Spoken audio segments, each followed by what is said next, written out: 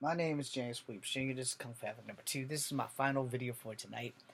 Okay, so I had to go back and find my topic in one of my videos. So the topic is delegitimizing pressure points and shit like that. So let me get up for this. Excuse me. I'm a martial artist.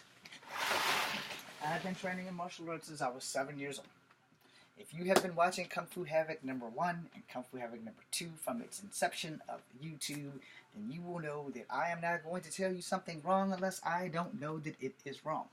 There are a lot of martial artists, and I don't give a damn who they are. I'm not here to delegitimize their way of thinking, because I can't. And you can think what you want and say what you want about me, and you can call me a phony, and you can do whatever the hell you want until you face me and find out that you may want to reconsider some of the things that you're posting.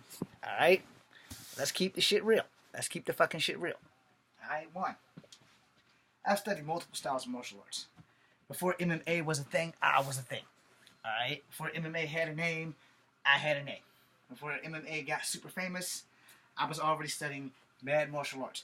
Why did I not get exposed? Here's a tip. I live in Charlottesville, Virginia. There's a studio in Petersburg that would not give me a job making kung fu movies, so no one knows who the fuck I am. When I was street fighting, I was 6 years old until I was 12 years old, but my father put a stop to that.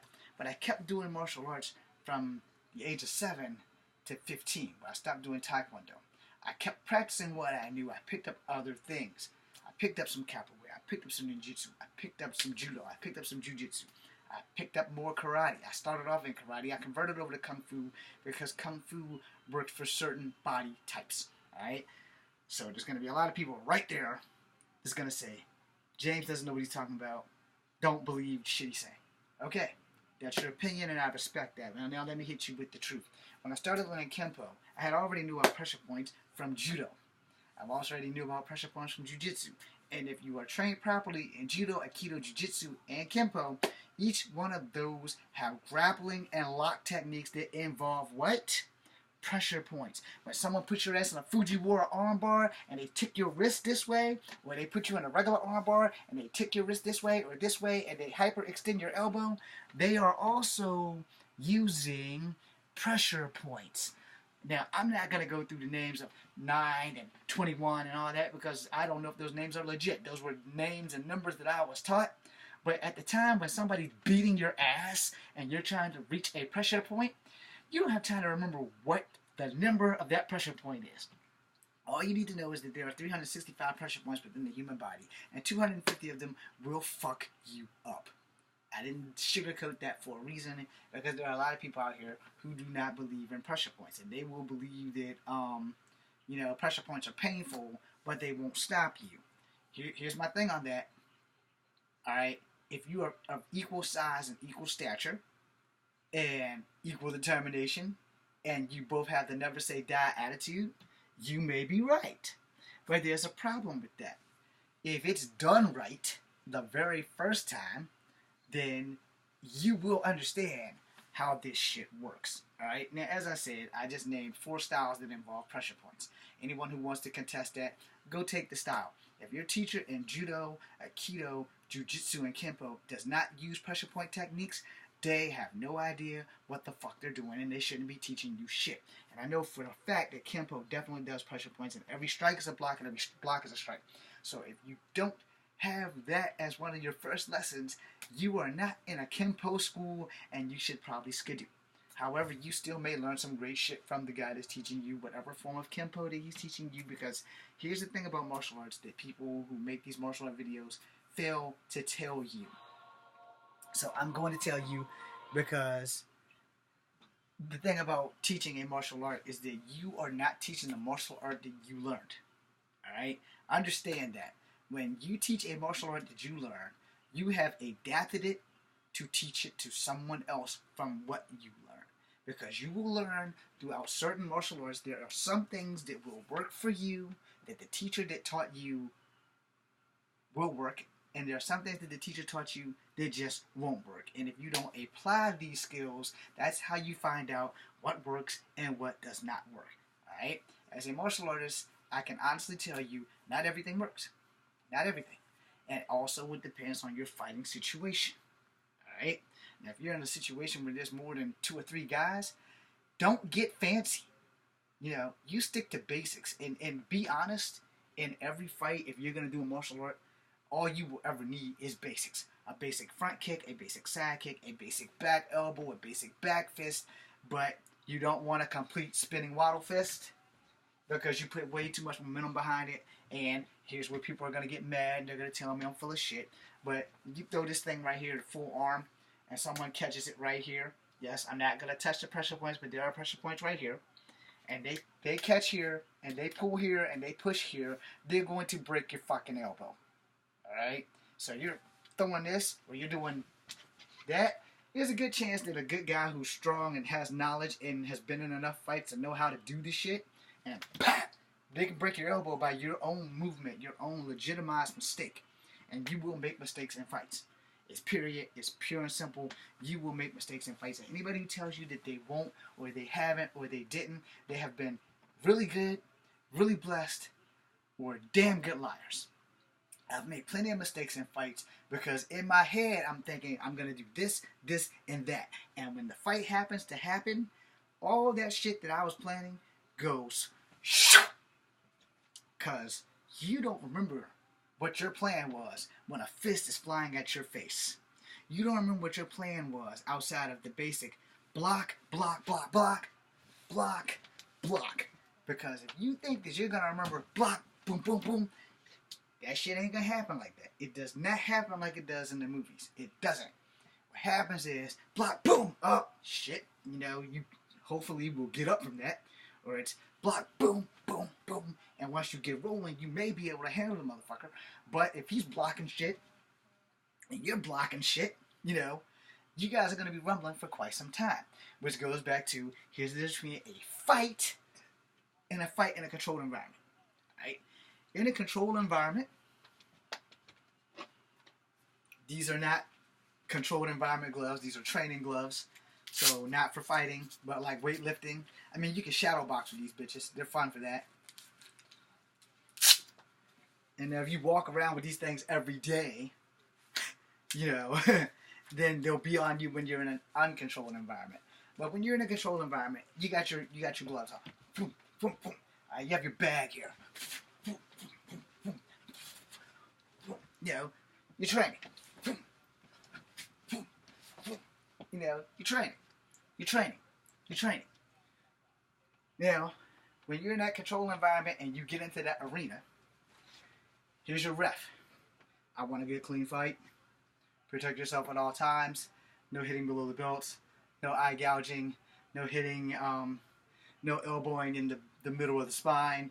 You know, UFC and them have rules. You know, so you get in there. MMA also has the same kind of damn rules. You know, you can't elbow someone in the shoulder blades or in the middle of their spine or that third vertebrae between your spine and your neck. You know, you can't hit them in that big bone. Even though a real sensei would tell you in a real fight, necessary evil. I'm sorry, I have a little bit of evil in me for a reason. I've been street fighting for a very long time. And if I get you to get past me and this thing is exposed, bam, I'm going to smash the fuck out that bitch. I'm going to try to drive that shit through your freaking neck. Alright? Why? Because that's what I was taught to do. Before I was in the army, all that shit. I was taught how to hurt someone so that they don't hurt me. But in a controlled environment, you're in a ring. You have 3 5-minute rounds, or you have 5 3-minute rounds. Depends on the environment and the rules of whatever martial art, unification, something and something. So, boom, boom, fight's going, boom, boom, boom, bing, bell rung. Alright, so you took a couple blows to the head, you gave a guy a couple of blows to the head. You get your water, spit it out, or you swallow, put your mouthpiece back in, back to action. Do, do, do, do, do. You're fighting, you're fighting, you're fighting. You can elbow, you know, forearm smash. You can elbow drop, face, you know, because you got them. Boom, boom, boom, boom. You can do that. But you can't do that to their backs. And when they get you in the scoop slam or the choke, you're allowed to sprawl. But when you sprawl, you can't drop an elbow on them because that's an illegal move. Which I'm like, okay, it's a fucking fight. There's a lot of things in fights, you know, like UFC and MMA, that I would use by accident because it's what I was taught, and you cannot cut off your fighting ability. That's where people fail to understand when they teach someone a martial art. You cannot start them from a beginner level. You need to know what level they're at so that you can train them if you are capable of training them. And that's the thing that a lot of martial artists make that mistake in. You know, I'm going to go take a new martial art. I'll get back into that in a minute. That's why this might be a two-parter. So in a street fight, in a street fight, boom, anything goes. Knees to the nuts, punches to the throats, punches to the sternum, solar plexus, jabs under the arms, because pressure points is a thing. You know, people will tell me I'm full of shit, and those people can kiss my ass. Because like I said, if you haven't had it done to you right, which is meaning two good things, you haven't come across a supreme Kempo master, and two, your defenses is just that fucking phenomenal that nobody can really get in there outside of getting a good gut shot or a good shot to the face or the temple, and they can't get you in the throat. Now here's the thing about a real fight. My target is your throat or your solar plexus. I'm not hitting you in the face, and I know you're aiming for mine. I'm hitting you in places that I know I can do damage. Free-floating rib, kidney, liver, throat, sternum. Your face, if that's the only option I have, then that's where I'm going to hit you. In a controlled environment, the first thing they tell you, protect your face, protect your body at all times, and then it's pretty much anything goes once that bell rings, except for the following shit. If you come in to body slam me, I can't elbow you in the back and put my knees into your fucking chest. Which, I'm like this. I have been picked up in many fights and brought down my opponent by putting my knees right up in here and clapping down on this shit because you're not picking my ass up. I'm not a ground and pounder, and I don't want to be on the bottom of that shit. And then, you know, you learn Brazilian Jiu-Jitsu, which I learned in the Army, which I suck at. You know, you get side guard, full control, and all this shit. That's great and dandy and all, but if you fight somebody who legitimately knows how to fight, you can be in side mount, side control, and all that other shit you want. But if they know what the fuck they're doing, all you are doing is just holding them. You know, and you can't hold everybody forever. I watched the fight the other night when I made a video with the Japanese lady in, I can't think of her damn name, but something about takeout Tegan or something. But anyway, the Japanese lady had the girl in a, the Japanese lady was in a rear neck and choke, and she could not undo the girl's hands. And she kept throwing elbows to the right side trying to get the girl's liver, but the girl was more under her body. So she was basically elbowing the floor, and instead of taking her other elbow and trying to elbow her in the sternum, she was doing this and doing this when she should have turned her head to the right, to the cup, because this is where all the choking is the cup. So you turn your head to the cup and just start doing this and put her free hand over here trying to get some space, because then she would have got her in the sternum, but she didn't. And that's how she lost the second round. She won the first round, but she lost the second round. In the 2 rounds before that with the other girl, she beat that girl by using shit that I said. And she rolled into a leg lock and a toe hold and all that shit. I got a hip replacement, so I'm not rolling with no goddamn body. But if you get me on the ground, I'm going to know what the fuck to do. You know, the first thing you can ever do in a fight, whether it's in a street fight or a controlled environment, is to panic. Because once you panic, you've lost. If you lose this, you've lost this. And that's the first thing I teach any martial artist. The best weapon you have is that shit between your eyes and the back of your skull called a brain. That is the ultimate weapon, and that will decide how you fight. If you are a little bit scared, there's nothing wrong with that. But if you are petrified, then you're fucked. And you're going to be somebody's punching bag. Now let me explain things about street fighting using martial arts versus this controlled environment. With the controlled environment, again, I state this is the most important thing about being in a controlled environment. If you are going to be a fighter for life and it's going to be your profession, you are going to follow rules. You are going to have so many rules thrown at you that you're not going to know what to do. And you're not going to remember them all. I promise you are bound to forget a few. But you're going to know for sure that when you're in that ring, before you get in that ring, when they schedule you in for your fight, they're going to let you know, look, you can't do this, you can't do this, you can't do that.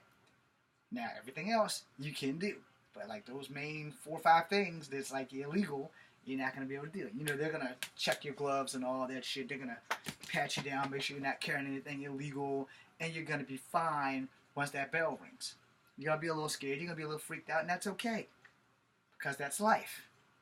But there are rules in those fights versus, you know, in a street fight. In a street fight, there are no rules. People will come at you with umbrellas,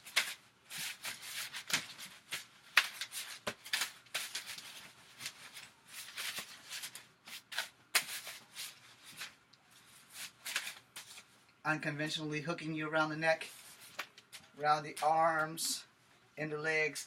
Yes, you've seen that shit in the movies, and yes, this shit will work on a person who has never had martial art experience or street fighting experience.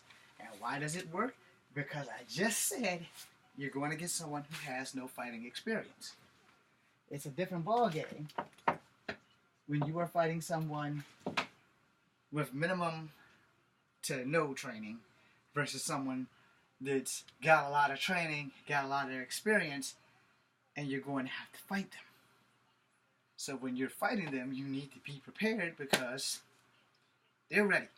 Now, and in a street fight, you know, your dangerous weapon is whatever the hell is in your hand. You think this comb can't hurt somebody? You would be fucking mistaken. This thing is just as dangerous as a knife. It's not as dangerous as a spoon, but it's just as dangerous as a knife. You can go across here, and always remember when it comes to knives, forks, spoons, ink pens, and shit like that, it's the force behind it, not so much the sharpness of the blade. People don't tell you that shit because they don't want you to know the fucking truth. Now, I'm going to make a part 2 to this because we're 16 minutes in.